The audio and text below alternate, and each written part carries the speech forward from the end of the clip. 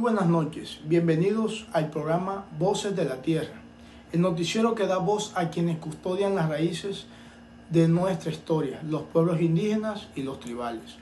Hoy hablaremos de un tema muy importante, un tema internacional que marcó un antes y un después en la defensa de los derechos.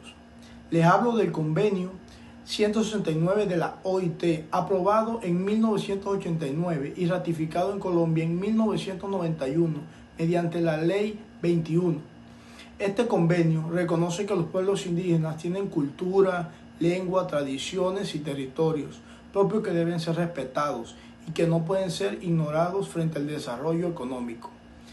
Para completar un mejor alcance del tema, nos vamos a ver con un equipo de reporteros especiales, donde comenzaremos con el primer reportero para que nos cuente qué establece este convenio sobre la identidad de los pueblos indígenas.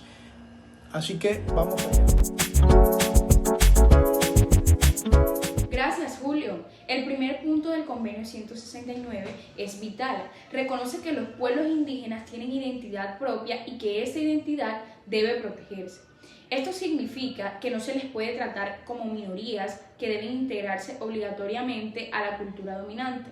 Al contrario, se reconoce que tienen derecho a ser diferentes, a preservar sus costumbres, su lengua, sus creencias y su cosmovisión.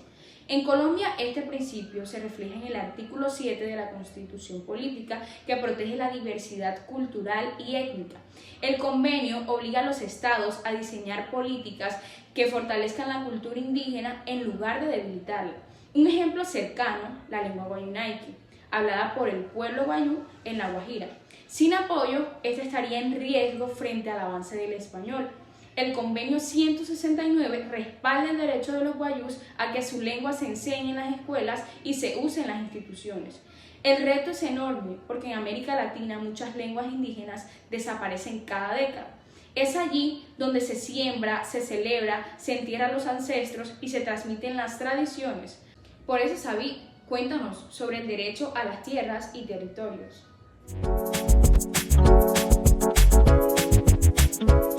Gracias, Esmeralda. Para los pueblos indígenas, la tierra no es solo un bien económico, sino el lugar donde habita la vida comunitaria, la espiritualidad y la cultura. El convenio 169 de la OIT obliga a los estados a reconocer y proteger sus tierras, garantizar la posesión y restituirlas en caso de desplazamiento. En Colombia, este derecho se refleja en los resguardos indígenas, territorios colectivos que no se pueden ni vender ni dividir, y que hoy abarcan más del 30% del país, sobre todo en la Amazonía y la Orinoquía. Sin embargo, estas tierras enfrentan presiones de proyectos de minería, ganadería, hidroeléctrica y siembra de palma, lo que ha provocado conflictos violentos como en el Cauca con las comunidades Nasa. El convenio también protege lugares sagrados como la Línea Negra en la Sierra Nevada, amenazada por el turismo y la minería, poniendo en riesgo el equilibrio espiritual de los pueblos. El mensaje es claro: sin tierra no hay cultura indígena. Pero, ¿qué pasa cuando esas tierras tienen recursos naturales estratégicos para el Estado? Damos paso al siguiente reportero. Gracias, David.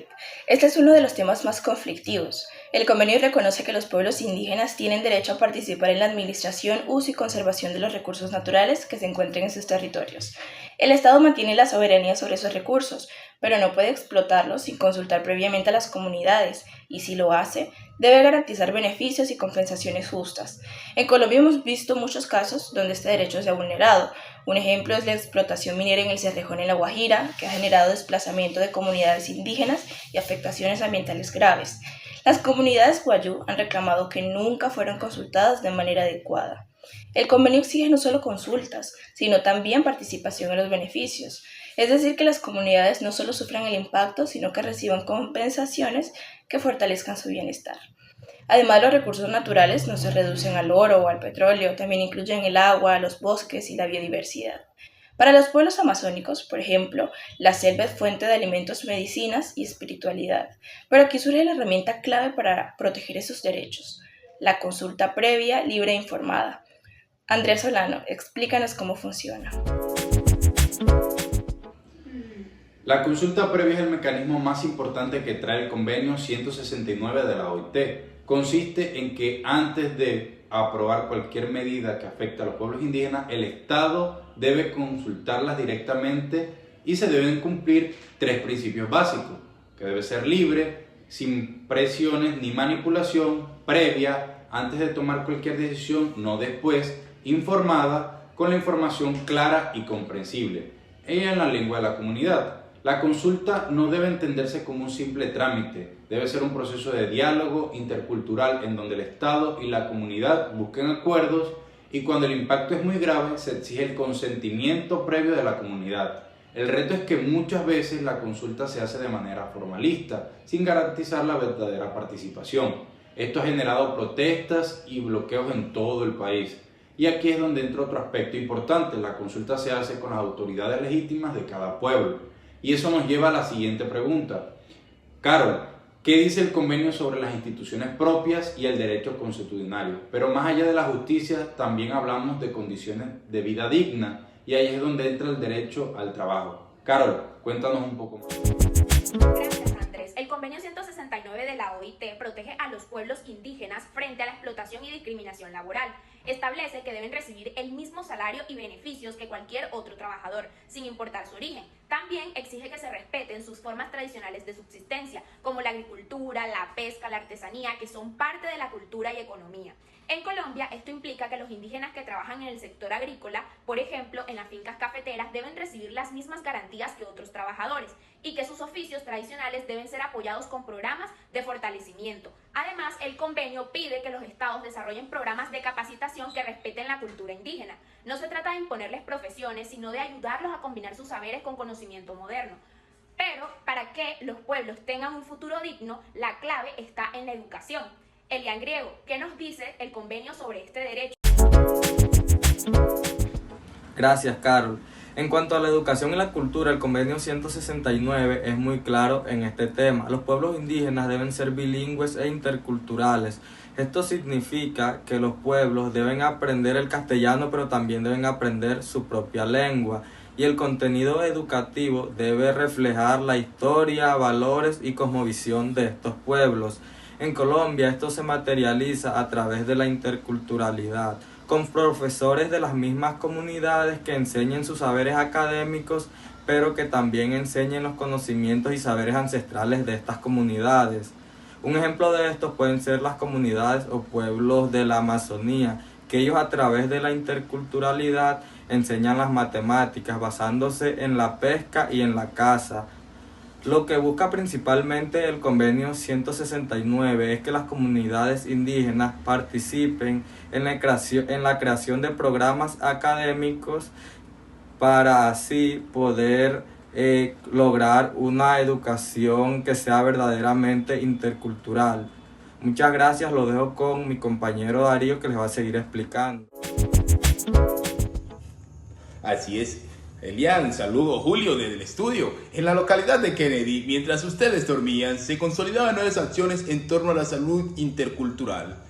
Así es, Elian, el convenio reconoce el derecho de los pueblos indígenas a recibir una atención médica respetuosa a sus costumbres.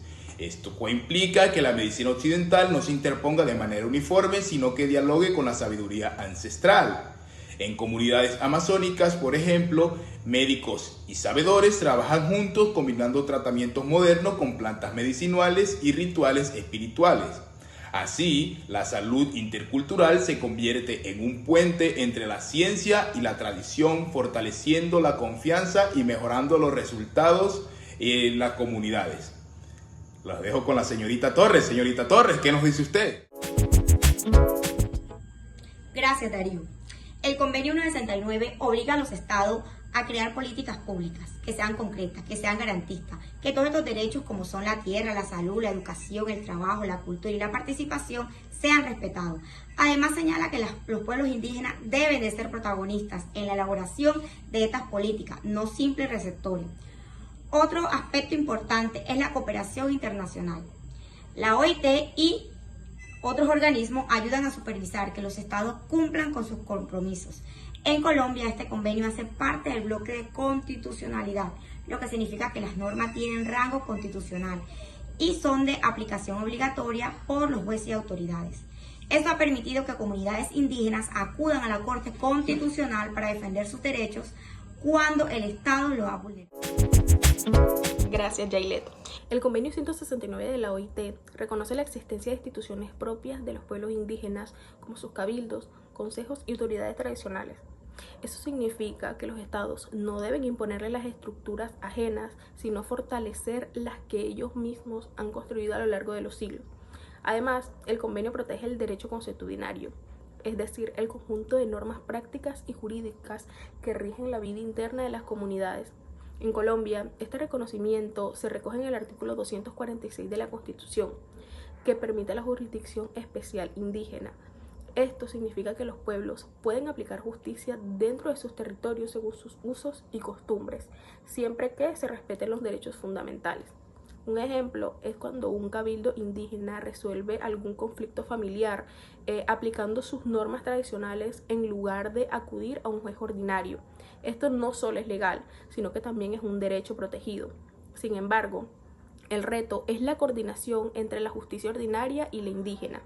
Muchas veces han habido choques porque no siempre está claro hasta dónde llega la autonomía. Pero más allá de la justicia, también hablamos de condición de vida digna y allí el derecho al trabajo. Julio, cuéntanos más.